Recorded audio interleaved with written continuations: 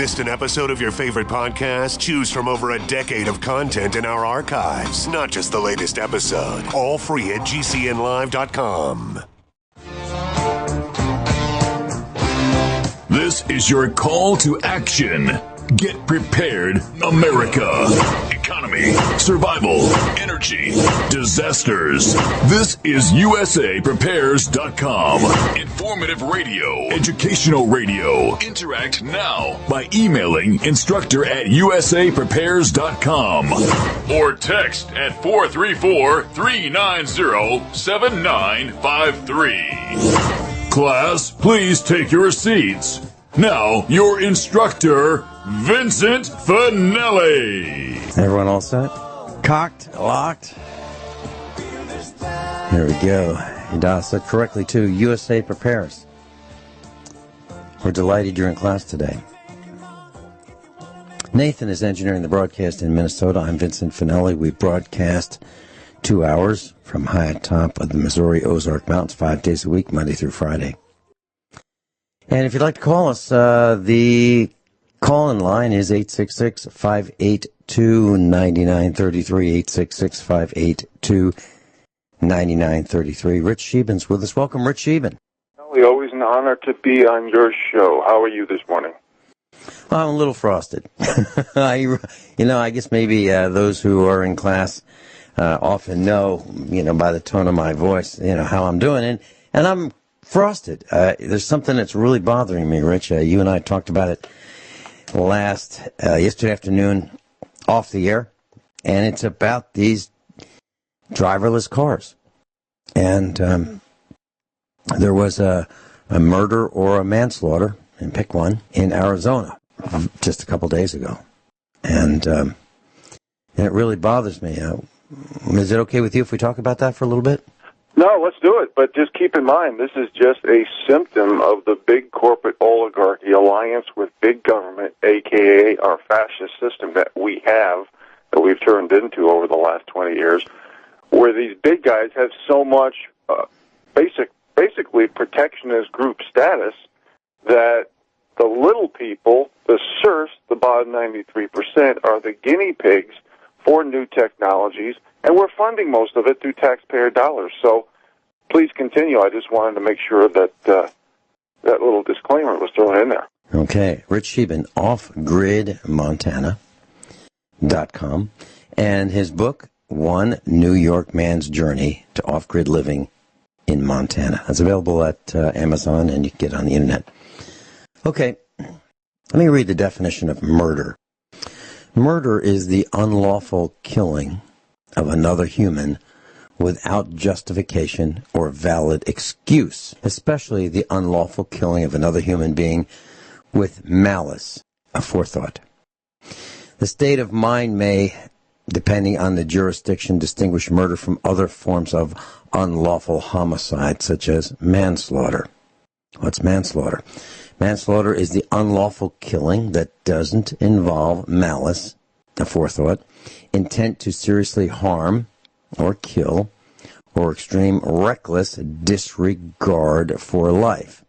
The absence of malice aforethought means manslaughter involves less moral blame than either first or second degree murder. Okay. Now that I've read those definitions from the internet of murder and manslaughter, I would like to suggest that the following individuals be charged with manslaughter and or murder. Now, who are they? And I'll tell you why in just a couple minutes. Arrest and charge with manslaughter or murder. U.S. Department of Transportation Director Michael Lauder. The U.S. Secretary of Transportation, who is the head of the President's Cabinet, the 14th in line for presidential succession, Elaine Chao.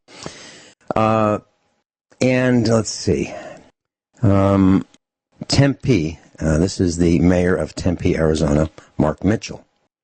And he is the mayor of the city corporation in which this homicide or murder by a autonomous vehicle took place.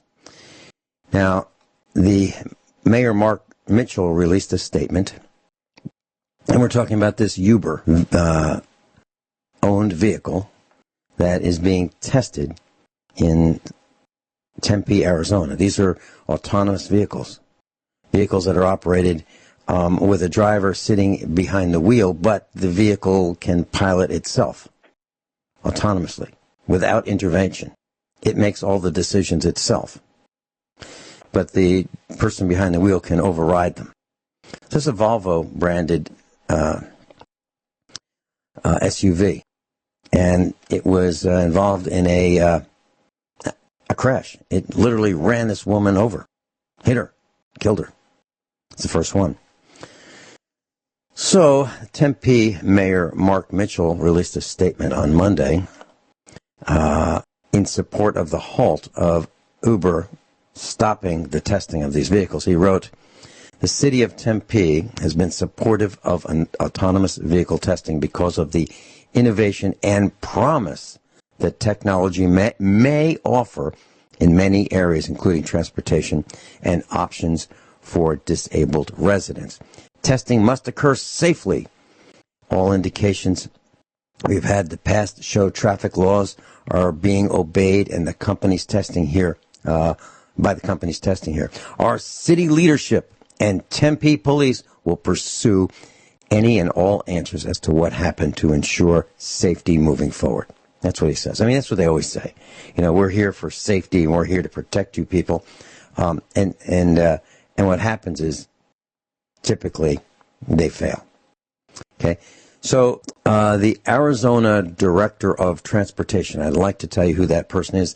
I went to the Arizona DOT website, and I'm going to read you the message that it had yesterday. The A for Arizona DOT website is experiencing technical issues. Many pages are currently offline. Sorry for the inconvenience. We are at work fixing the problem. Arizona Department of Transportation. That's what it said. So I printed off, the screen. I saved it. So I wanted to contact these people, and they have a media line, and you can email them or you can call them. So I called them, and I got a message that said, if you'd like to talk to us, leave your name and number. But for faster response, and I'm paraphrasing, email us. Really. Okay. So I believe they took their website down. So we, the villagers, couldn't see what they had to say. So additionally, I think we should arrest and charge with manslaughter and or murder the Department of Transportation head for Arizona, the person behind the wheel of the vehicle, the Uber vehicle, the Uber passenger, the CEO, and all of Uber's vice presidents and board of directors, and the CEO and all Volvo vice presidents and board of directors. Now, why did I mention the passenger?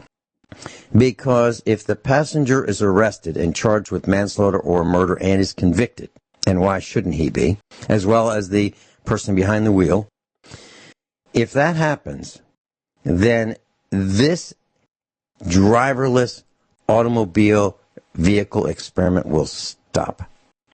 Because anybody with any modicum of sense will say, are you crazy? You want me to get in that vehicle where there's no operator?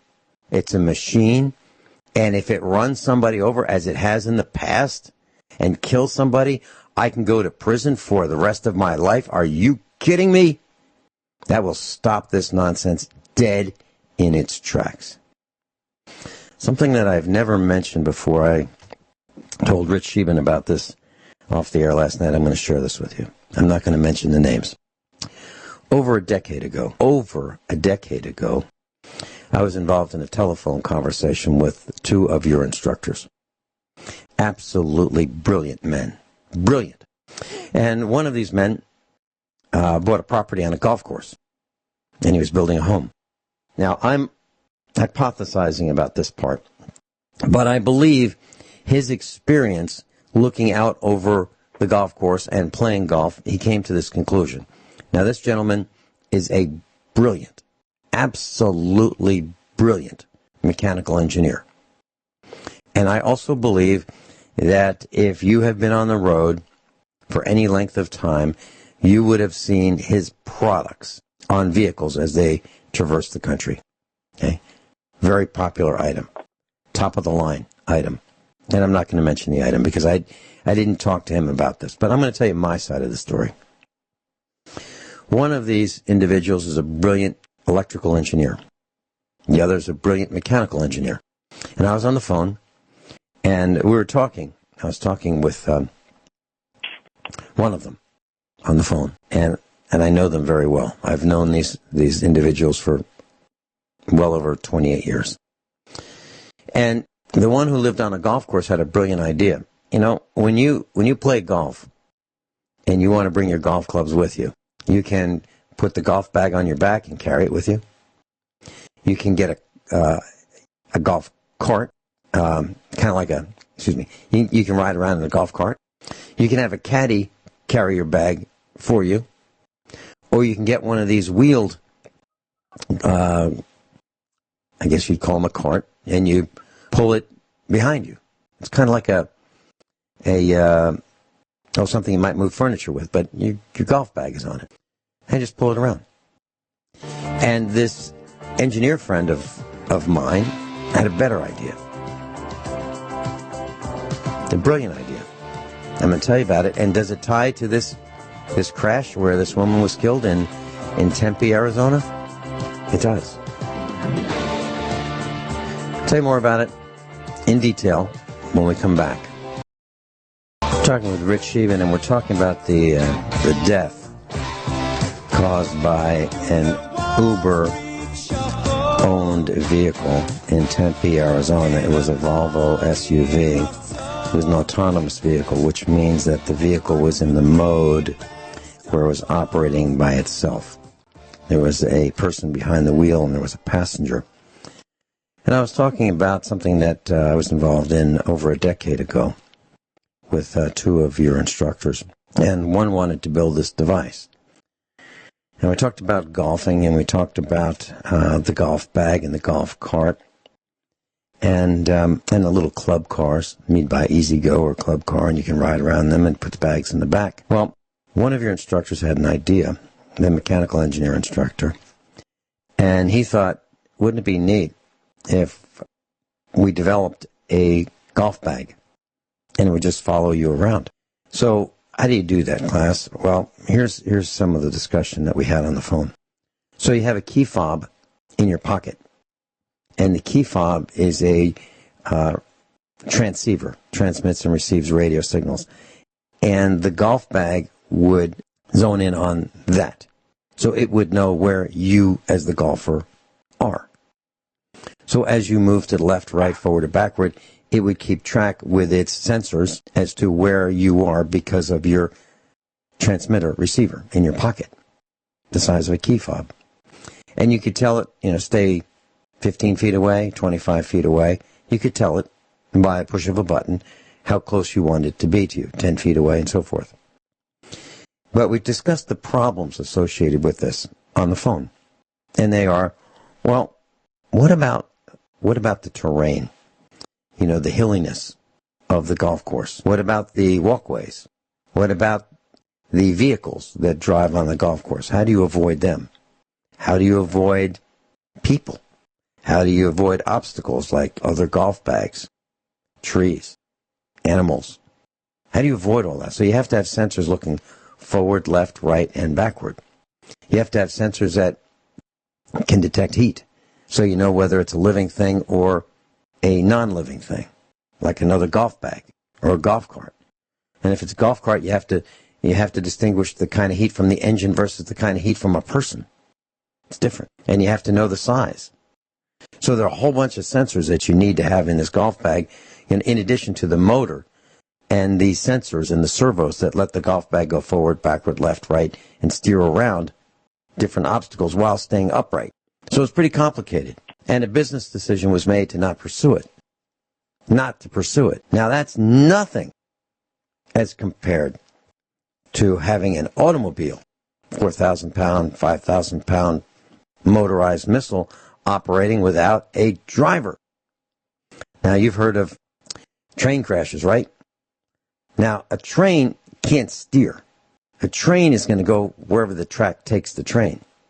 And we still have crashes. So how is it possible that we can safely deploy an Uber vehicle or an autonomous piloted vehicle without a driver? Now, the people involved in these autonomous vehicles say, well, heck, that's just one. We have only killed one person. And probably 100 people a day get killed across the country by vehicles with drivers. So we shouldn't be afraid of the autonomous vehicles. We should be afraid of the vehicles that are piloted by people. That's kind of false logic, because there aren't a lot of autonomous vehicles compared to the millions and millions and millions of vehicles that are operated by people. So be careful when you look at these skewed statistics that are designed to lie. The point is, people should be arrested, tried, and convicted of manslaughter/murder in this horrific accident where a woman was killed walking her bicycle because the vehicle didn't know she was there, or did know and didn't respond appropriately. And neither did the person behind the wheel. And I believe everyone involved, from top to bottom, in this incident, including the manufacturers, including the programmers, everybody should be tried and convicted. Class, Rich Scheben nailed it when they talked about the absence of representation. So my research tells me that 87% of Americans do not approve of autonomous vehicles. 87% do not. Interesting how we think we are represented by these parasites who have been selected to be legislators who allegedly represent us, and obviously they don't. Here's just one more case where 87% of us do not approve of these autonomous vehicles, and yet they are on the road. Now, how is that possible?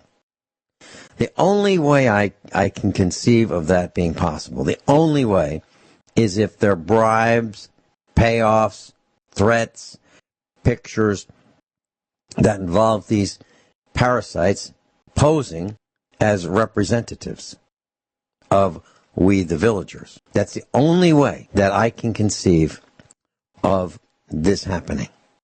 Because if I were a mayor of a town and Uber came to me, or Volvo came to me, or some Silicon Valley company came to me and said, you know what, Vinny, we'd like to do this test. We'd like to have these vehicles operate and drive themselves around town. We just want to get your permission. I'd say you've lost your mind. We're not doing it here. We're not doing it here. But I think that the people involved have been paid off. Can I prove it? No. Will it come out later? Maybe. That'd be kind of nice. And if we find out that they have been bribed, sometimes those are called political contributions, campaign contributions. If we find that, we need to prosecute.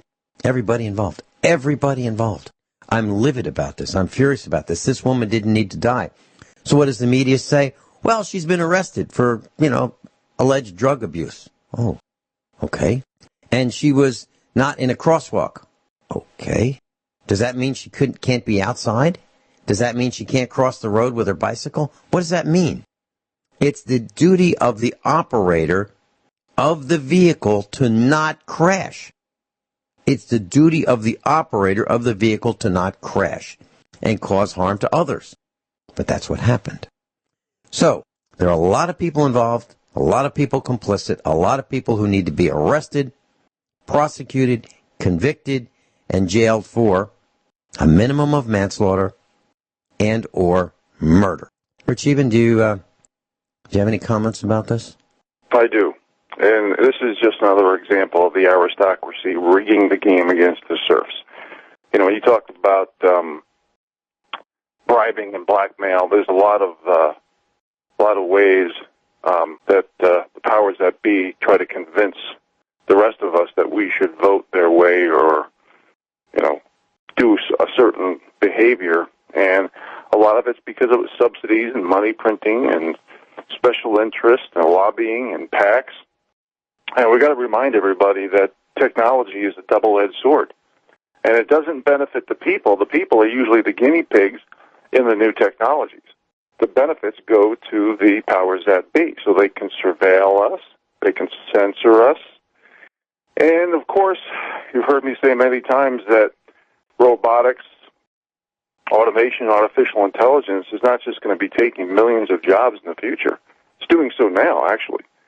But you look at a lot of these big AI companies, look at Facebook. There's no accountability for deep pockets. Look at all the spying they've done on the American people, and they've been caught. I've been calling them the self-incrimination station for years on the air. What needs to be happen is bottom-up solutions, because the crimes and the sentences need to be conducted by the people, at least the families of the people involved. Because what the super wealthy do, the big corporate oligarchies and big governments, if they're not intimidating, threatening, bribing, blackmail, blacklisting you,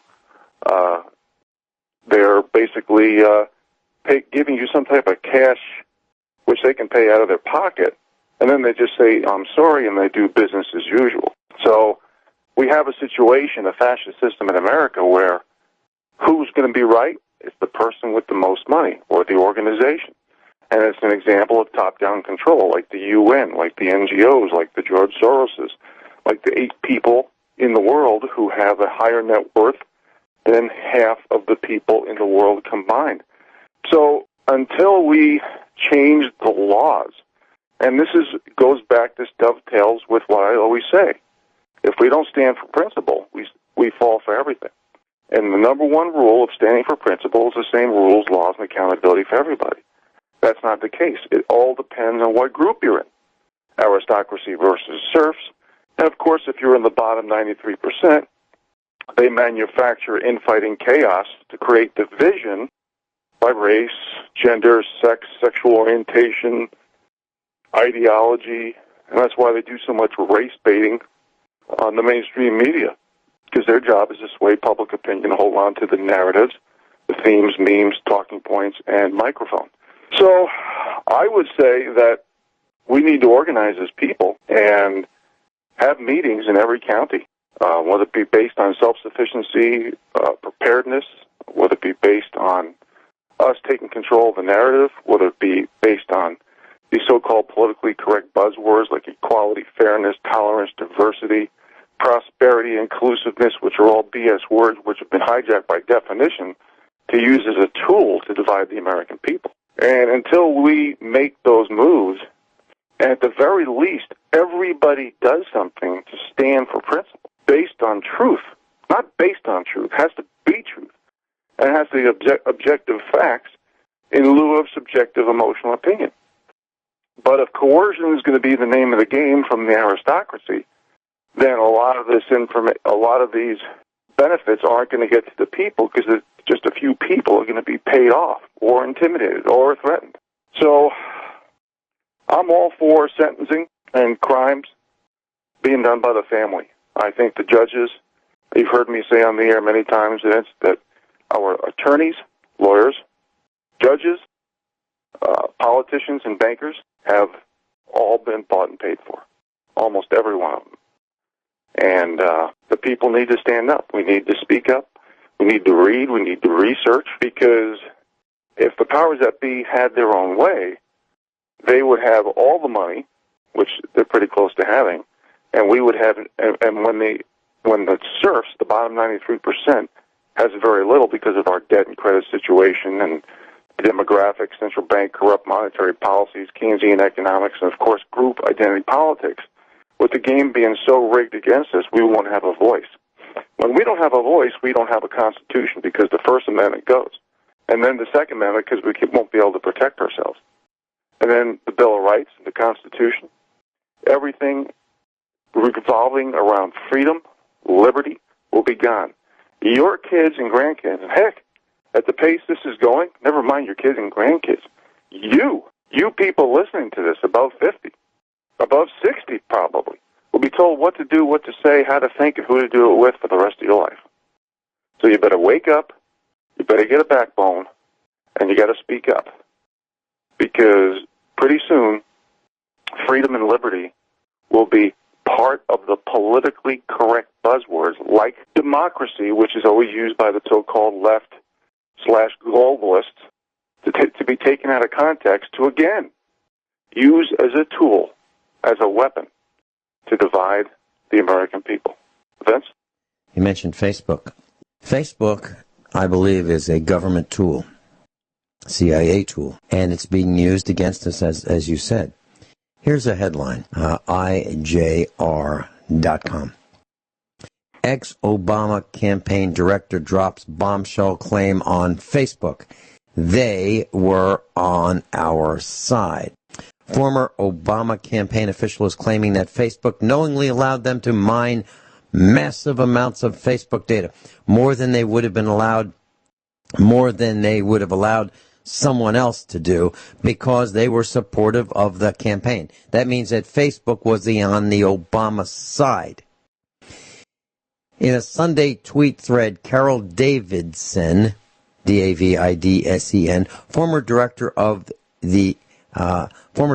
Integration and Media Analytics for Obama for America, said the 2012 campaign led Facebook to pull out the whole social graph and target potential voters. They would then use the data to do things like append their email lists.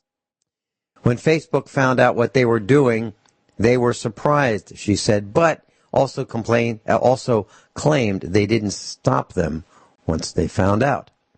They came to the office in the days following the election and election recruiting, and were very candid that they allowed us to do things that they wouldn't have allowed someone else to do because they were on our side, Davidson said. So here we have Facebook aligning with a political party to move the election. Now, both sides have used Facebook. So the whole point of this is, if you think that your data is not being used by other parties besides Facebook and your friends, you're wrong. You're wrong. It can be used against you. And it says more than a million Obama backers who signed up for the Facebook app gave the campaign permission to look at Facebook's friend lists. And 85% of those listed, well, I'll tell you more when we come back. Talking about Facebook, and according to this article, it said roughly 85% of those without a listed phone number could be found in the uploaded friends list. So if you can't find your phone number, it can be gotten through your friends. And furthermore, it said people don't trust campaigns. Really. We don't trust campaigns, obviously. And it says that they don't even trust media organizations. That makes sense, too, because the media, it lies. I'm not talking about us. I'm talking about the dinosaur media. And it goes on to say, well, who do they trust? They trust their friends. So through Facebook, Facebook has figured out who you are. It's got facial recognition. It puts boxes around faces it doesn't know who the people are and asks you to tell them. So who is this in this picture that you've posted on Facebook, on your account? And who's the person next to that person? And the one behind that person? Who are these people? Let's have some names. And you can just type them right in from your keyboard. And you can tell Facebook who other people are. It is absolutely terrifying to me when I think about someone coming into my home with their cell phone, which can be turned on remotely, or someone taking pictures of my home, inside or outside, or me going to visit someone and them having this stupid camera that is just one of these smart cameras in the corner, snapping pictures of me just for being in their house, because they're not smart enough to realize that they shouldn't have that camera. It's terrible. And all this goes into the cloud. And it's called the cloud because nobody knows where it is. Where does it go? I don't know. We don't know. Now, how is this accomplished? It's accomplished through the cooperation, support, and encouragement of the government corporation. It can't be done without them, because corporations, without the government corporation, don't have enough money to do this. These are evil people. You've got to be a sick puppy to want to snap pictures of people without their knowledge.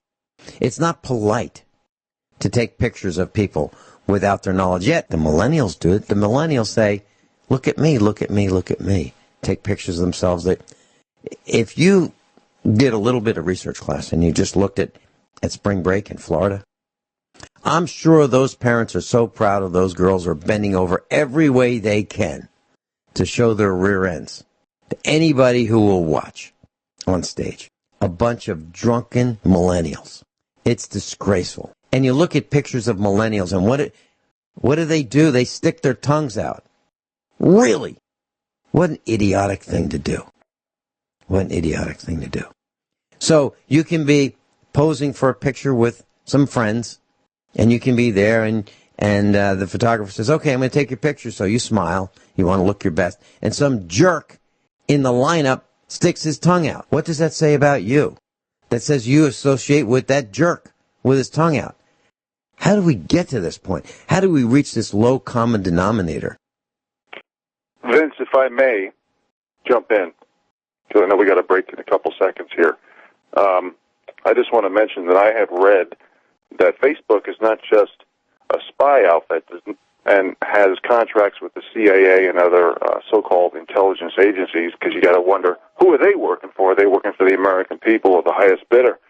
But their goal is to create chaos and infighting. And their goal is to spread rumors and gossip and have friends and relatives infighting against one another.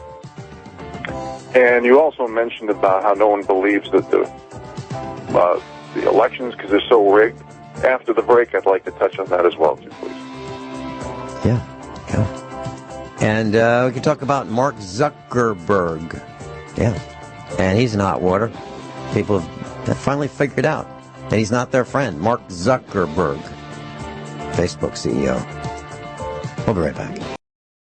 Everyone all set? Cocked, locked. Hour number 2 of USA Prepares. You know, sometimes people mention, I'm paraphrasing, Vinny, you don't seem to trust the government. They don't say government corporation, but that's what they mean. Government corporation. Well, okay, maybe it's because of the non-stop inflation, the fraudulent monetary system, the bribes, the scandals. And it's just the tip of what we know about, right? Maybe that's why. Well, you just heard on the top of the hour news that former French President Nicolas Sarkozy was taken into police custody on Tuesday over allegations he illegally accepted 50 million euros. That'd be 68.5 million U.S. fraudulent dollars from the government of the late Libyan leader Muammar Gaddafi to finance his successful 2007 presidential campaign. So, former French President Nicolas Sarkozy was taken into police custody over allegations that he illegally accepted 68.5 million equivalent U.S. dollars from the government of Libya, Muammar Gaddafi, to finance the presidential campaign of Nicolas Sarkozy, which he won. Amazing. Absolutely amazing that these things have happened. It's beyond the pale. So foreign governments influencing government presidential elections. Huh. That's what we're talking about in the United States. We talked about Facebook and how Facebook was used to manipulate the vote. Rich Scheben, you wanted to talk about selections with an S and elections with an E. And I think they're the same thing. Well, yeah, I mean, we can talk about this for 5 hours. But just since you mentioned Zuckerberg again at the back of the last hour, you know, this is one of the reasons I talk about the left-right paradigm is false and phony. It's very little ideology and a lot more about managing the people, the aristocracy versus the serfs, okay? It's basically creating the incognito caste system that I talk about, or the status quo, which you usually hear from the other side. So when you talk about people like Zuckerberg, they don't have accountability, they don't have transparency. Their job is to feed their addiction to power, money, and control. So when they put out the meme, the narrative about how, oh, it's all the white people's fault, or, oh, it's the white male's fault, all these people on the so-called left that are paid for by the globalists, are they ever going to come out with saying, well, we need to confiscate Mark Zuckerberg's money and his wealth? You know, that guy Zuckerberg who runs Facebook, who called the people on Facebook effing stupid, that Mark Zuckerberg? How many people are listening to that right now who are actually on Facebook? Practice what you preach laws, right? And how about Zucker from CNN? How about the Rockefellers and the Rothschilds and Gates and that guy Jonathan Gruber, the architect of Obamacare, who called the American people stupid? How about Jeff Bezos, Soros, Murdoch, the Clinton? Let's get all these whites, put them in line and confiscate their money. How come we don't have why doesn't the U.S. have excess laws on cash flow and net worth, especially when people are buying treason, sedition, espionage? How come? It's because it's the aristocracy versus the serfs. It's because us little people don't have control over our own destiny anymore. And to dovetail that into a rigged election, these are just some of the things that I read, and I could have made this a lot more lengthier, about the Pennsylvania election. Reports from a judge canceled results. That was a lie. Republican Party lawyers were banned from observing the counting of the absentee ballots. Republican Party lawyers were banned from observing the counting. No wonder why nobody believes anything. How can you believe these people? It's the aristocracy controlling the serfs. If by now you haven't been realized that the Democrats have been taken over by the globalists, then you're not paying attention. How about voting machine recordings voting to the Democrats? Just switching in front of people's eyes. How about people from out of state voting or voting twice, or purposely confusing misinformation from state election websites? This is just some of the things I read about the rigged Pennsylvania election. And this is why we talk about the aristocracy versus the serfs, or managing the serfs. And we need to make people realize that the big corporations, when they talk about politically correct buzzwords like accountability and transparency, say with big government, and like Vince was talking about a few moments ago, I don't know anybody, including Vincent Finelli, who's anti-government. We're anti-corrupt government, manipulative government, government that's corrupt, government that's run by nepotism, government that has no transparency, too big government, overspending government, government owned and controlled by foreign entities like the UN. Yeah, we're against that because it affects our sovereignty, our freedoms, our liberties, and our control of our own destiny. So this is why I am always asking for heroes. I am asking for whistleblowers. It doesn't matter if you're CIA, FBI, NSA, any intelligence agency. We all know about heroes like Kevin Shipp, whistleblower, ex-CIA, and there's many more as well. We need whistleblowers from the corrupt big pharma practices. We need whistleblowers at the UN and the central banks and the big banks. All these AI companies who practice surveillance and censorship on the little people. If you're inside, you need to come out and be a hero. America needs you. If you're in the mainstream media, anywhere in big corporations or big government oligarchies, which is our fascist system, if you are a lawyer, a judge, a banker, a politician, or work with them, we need you. America needs you. Be a hero. See, that word sanctioned, I talk about now and then. Basically, that means that you're owned. That means that you're bought and paid for. That means that there's certain things that you're not allowed to say because of the follow the money trail. Because you're not supposed to let the people know that you're being distracted, dumbed down, and divided by groups. You're not supposed to tell the people that Dr. Ben Carson says when you're politically correct, you turn minorities into victims. You're not supposed to tell the people that when you lower the bars of standards and expectations, You eliminate opportunity, knowledge, ingenuity, productivity, and innovation. You're destroying America from its roots when you reward mediocrity. You're turning America into the law of diminishing returns.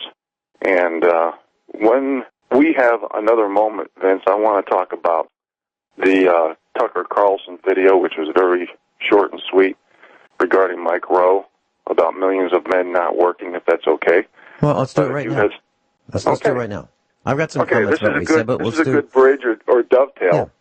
Yeah. And I just came up with the word bridge because Mike Rowe was sitting in the foreground of what looks like the Golden Gate Bridge when he was being interviewed by Tucker Carlson.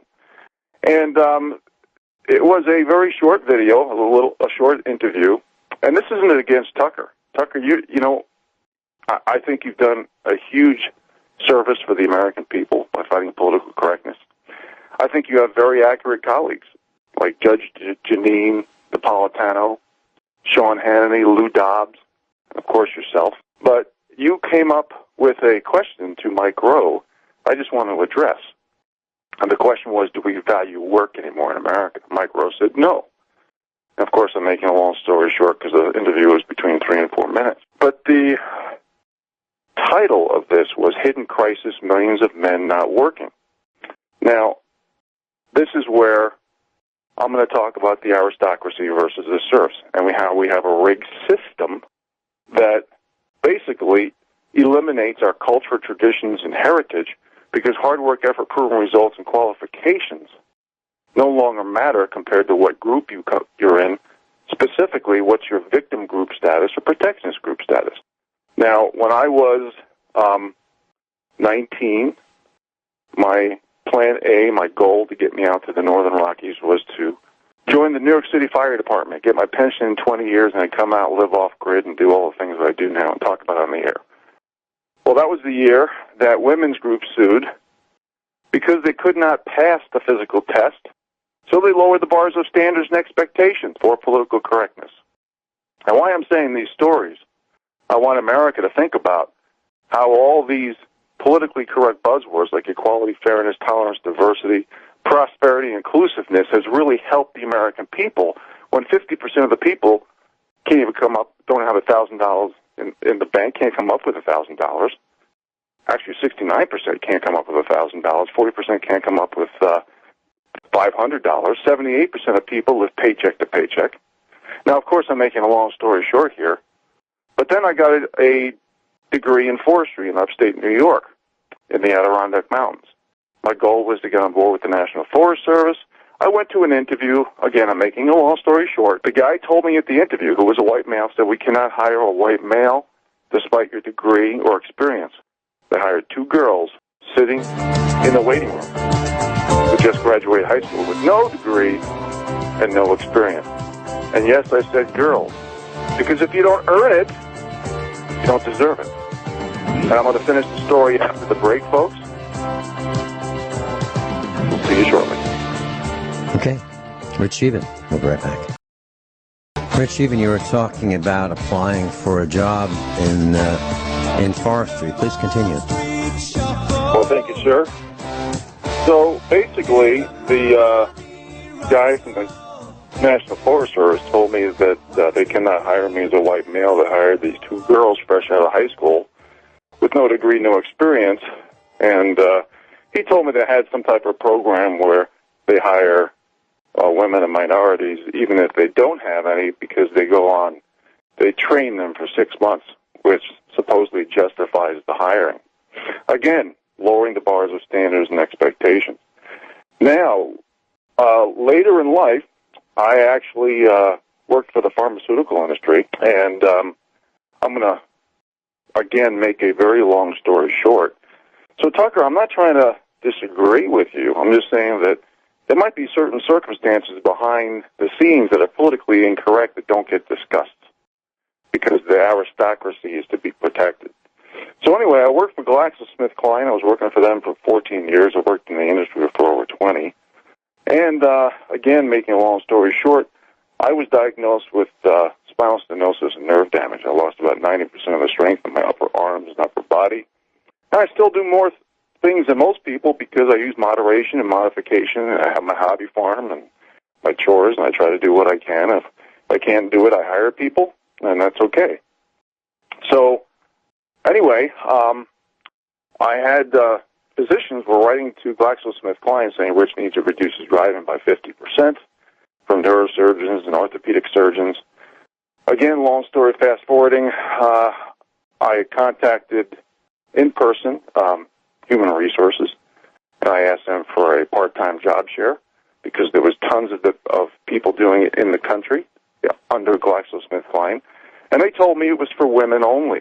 And I contacted about 30 different attorneys I was consulting over time, and they said, well, you better not show any symptoms because they're going to put you on disability because of liability paranoia, and you're going to be done. And this was like in my late to mid-30s. And I would have my arms shake sometimes from all the driving I did, so I had to cross my arms and put them in my pocket so they wouldn't see that I had these symptoms. One attorney told me that if I was a female and treated in the same manner, I would have been on the 5 o'clock news with a $10 million settlement before the end of the day. One attorney told me that as a white male, I don't have enough group self-pity points. Now, do you think that's degrading to women and minorities? It's not only degrading, it's disrespectful. You're saying this group can't compete. This group's work is suboptimal. You're saying that you're insulting the work ethic, the ability and the intelligence of all these people. So we have to lower the bars of standards and expectations by hiring women off the street to give these women who want part-time job share as a partner, even though I was with the company for 14 years with phenomenal work experience and numbers. But it meant nothing. Now, victim groups can be bullies at the same time. So when you see what it's done to America, you don't empower a nation or a group by lowering the bars of standards and expectations. You actually destroy the standards and expectations. And like I mentioned earlier, these politically correct buzzwords, and that's why they want to call you racist, bigot, sexist, misogynist, homophobe, intolerant, violent, hater, et cetera. It's meant to lower the bars of standards, destroy America, reward mediocrity, and turn our whole country into the law of diminishing returns. So opportunity, knowledge, ingenuity, productivity, innovation will only be for the elite few. And that's what has happened in America. So when I look at a company like GlaxoSmithKline, who have the audacity to point the finger and say, you're wrong, when they were pled guilty to bribery, fraud, and many other crimes, according to U.S. federal investigators, which is hard to do because Big Pharma owns the FDA. They own the medical schools. They own the AMA, the American Medical Association. Own it. And they were caught routinely bribing doctors with luxury vacations, fabricating drug safety data and lying to the FDA, and defrauding Medicare and Medicaid out of billions of dollars. Defrauding Medicare and Medicaid out of billions of dollars. So for all you people who put into the kitty for Medicare, for disability and Social Security, you might not get it thanks to GlaxoSmithKline. Yeah. Are you going to knock on their door, America? We'll be right back. Hold that thought.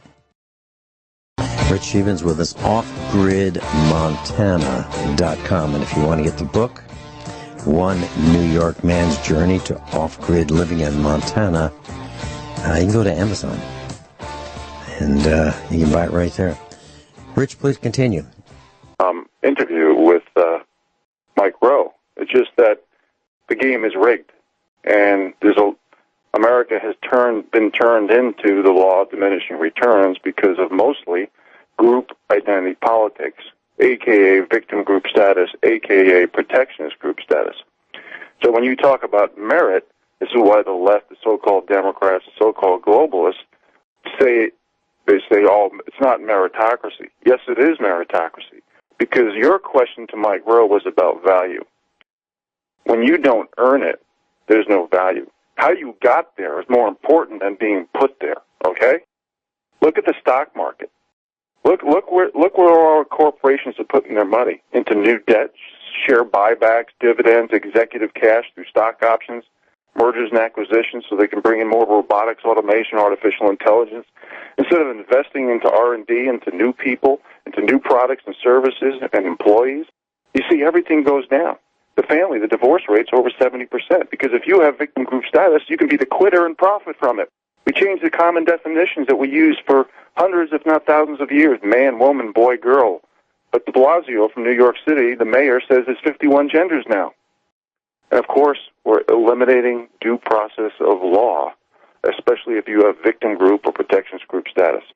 But at the same time, Tucker, I would like, and I've read articles about this, where Fox News and the mainstream media in general does not talk about all the money that they make, the millions of dollars, if not billions of dollars that they make from drug company advertisers. So you're not going to mention GlaxoSmithKline. If you do, you're going to put them in a good light and demonize myself or discredit me or delegitimize me, because that's what the mainstream media does. And that's why the mainstream media is called fake news. In other words, you're owned or you're bought and paid for. I'm not saying you are. I think you've been a heck of a service to the average Joe, who I'm trying to basically stick up for. And nobody is. The bottom 93%, the middle class that's melded in with the poor, they don't have representation. They have no restitution, as I just proved. They have no protection under the law, as I just mentioned. Now, when you talk about civil rights policies, they were designed to ensure Americans should be judged by the basis of individual merit. But now we're dividing people by race, gender, religion, sex, sexual orientation, ideology. And all these civil rights, they were individual rights defined as a right to life, liberty, and the pursuit of happiness. These rights are supposed to be held equally under law.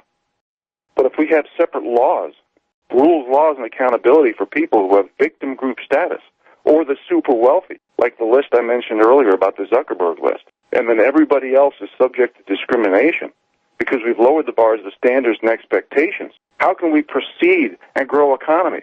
We can't. The only people who are going to grow is the aristocracy, and the serfs are going to lose freedoms and liberties.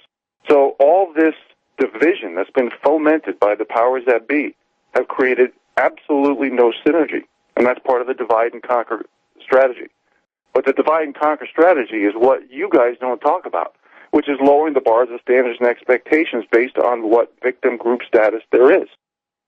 Amendments to the Constitution and Bill of Rights were supposed to guarantee that no state shall make or enforce any law which shall abridge the privileges or immunities of citizens of the United States, nor shall any state deprive any person of life, liberty, or property without due process of law, nor deny any person within its jurisdiction the equal protection of the laws. But see, we have so many groups that now have special privilege, whether it be through the corporate structure, government entitlement. And I'm not talking about Social Security. Those people paid into the system. But now life, liberty, property, and due process are being erased for the majority of Americans because people from the mainstream media don't say it like it is, don't give the whole story. And they're protecting the rich and famous and the aristocracy for the sole purpose of managing the serfs. And boy, when robotics, automation, and artificial intelligence and the technocracy takes hold, there's going to be no freedoms and liberties for anybody unless you're part of that upper elite. And this is what group identity politics has done. This is why the mainstream media calls it identity politics, because they want to eliminate the word group. That's why they throw Hegelian dialect at you, media propaganda, professional wordsmithing, subliminal messaging in every TV show and movie out there. It's all to lower the bars of standards and expectations. It's made to make the people submissive, to break our will. So when you hear all these words like accountability, transparency, democracy, diversity, these are all BS words that have been used as a tool to divide the American people. So the inequality line can widen, which gives the people less and less option. And what I'm going to do is continue to stick up for the little guy. Okay? Nobody's an angel. Not Donald Trump, not the Pope, definitely not the Pope. Nobody is an angel. And if we had practiced what you preach laws, which I've said on the air for years and years and years, which has not been picked up by the mainstream media because they don't want accountability. They don't want transparency. They want to manage the serfs. I talk about QE, quantitative easing for the people. I've given many specific details about it. That's never been picked up by the mainstream media either. It's because the aristocracy wants to manage the serfs. I've talked about self-sufficiency preparedness schools in Chapter 15 in the book. Talked about it on the radio many times. Everything from homeschooling ideas to trade schools and teaching people how to live off-grid and teaching people actual skill sets instead of teaching our kids how to push buttons, manage paper, and be politically correct. Has that been picked up by the mainstream media or the multimillionaires or the billionaires?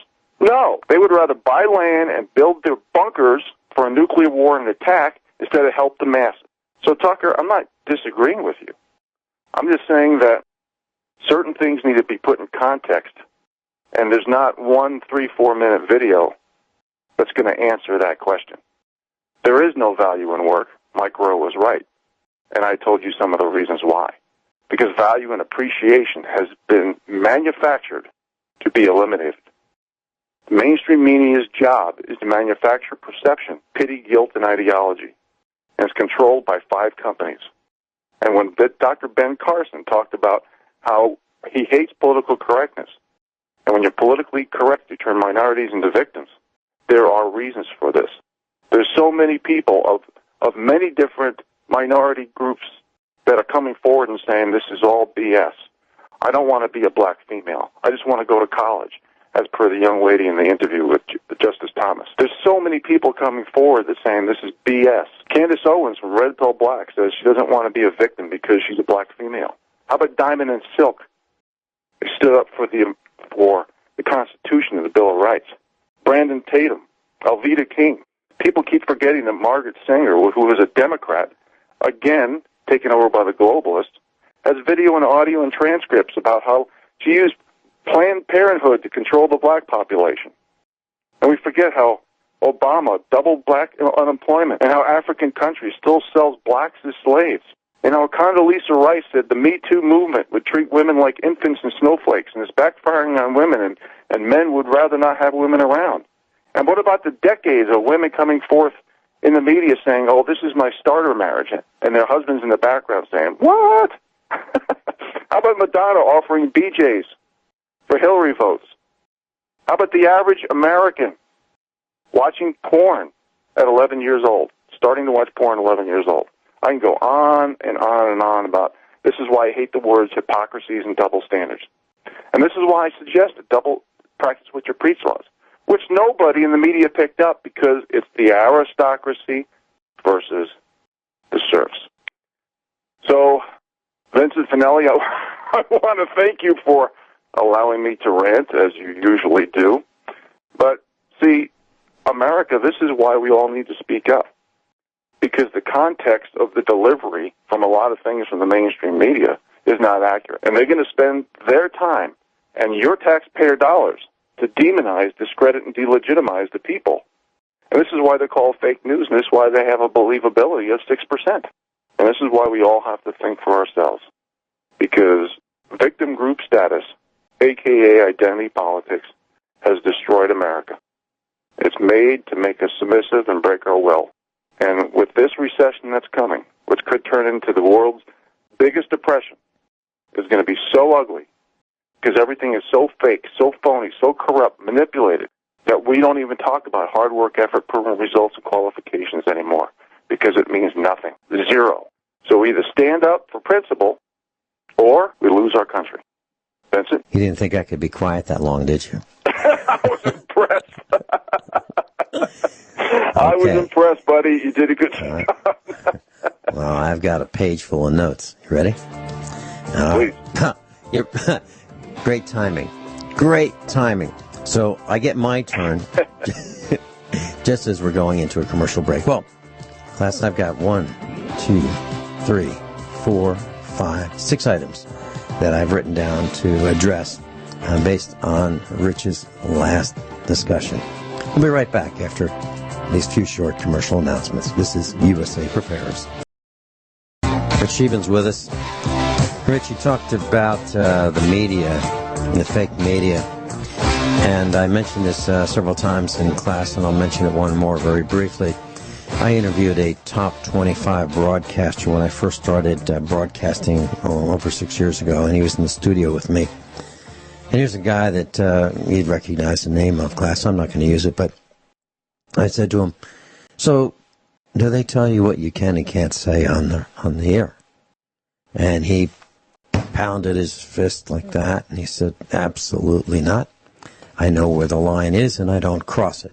So, from him, top 25 broadcaster, we know that the media is sanitized. Number 2, he talked about self-pity points.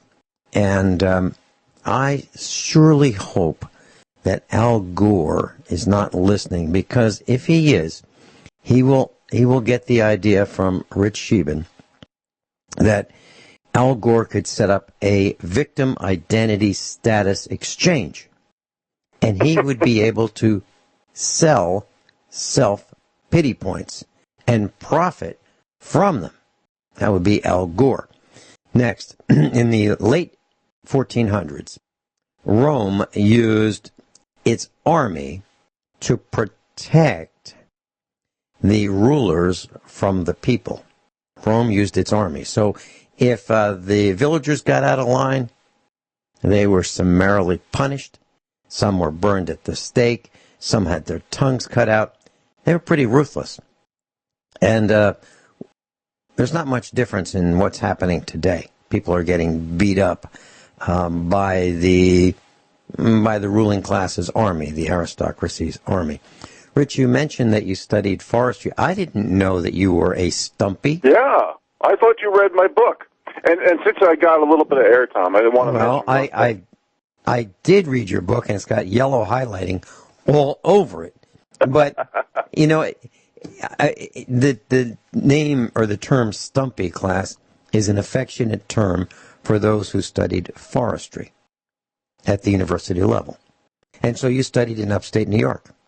Mm-hmm. And that's what, in upstate New York, that's what they call people who study forestry at State University of New York. That's correct. And Vince, can I mention one quick thing? One quick thing. Yes, sure. To Tucker Carlson and the people of Fox, when you have people interviewing and they're talking about psychotropic drugs and the dangers of pharmaceuticals and the corruption behind it, stop cutting them off. Stop cutting them off. Let them speak. Because that's what free speech is all about. Mm-hmm. If you're going to make the person who's right, or the corporation that's right, or the government that's right, because they have the most money, then we're done. We're sunk. It's over. Thanks for the interruption, Vince. Please continue. Okay. You're talking about Mike Rowe, and I like Mike Rowe. He's done some excellent work exposing dirty jobs across the United States, and he actually got into the sewers, and he cleaned the screens. I mean, he got into some really distasteful positions that other people actually are employed to do, sewage work and so forth. And you're right. If you don't earn it, there really isn't much value. And if you look at our society today, if you look at the disposable society, if you look at the Obama phones, people who get these free phones, there is really not much value in terms of appreciation of these devices that people get because they get them for free. They haven't worked for them. And I'm very, very careful about our equipment here at the farm. So there are plenty of people who would like to borrow our backhoe. There are plenty of people who would like to borrow our tractors and our equipment and our balers and our mowers. And I don't let them do that. If someone needs to have the use of a baler, I'll do it for them. Because I protect our equipment better than anyone else would. Why? Because I worked really, really hard to be able to buy that equipment, to be able to afford that equipment. And someone borrowing it from me probably doesn't have that same value in the equipment that I have because I worked so hard for it. So I believe you're absolutely right, Mike Rowe. We have lost our way in our work ethic. Rich, 10 seconds of comments? Well, I want to thank you for always letting me be on the air, Vince, and voice my free speech. It's always an honor to be on your show, so thank you. And you have a great show tomorrow, buddy. Hey, thanks so much, Rick.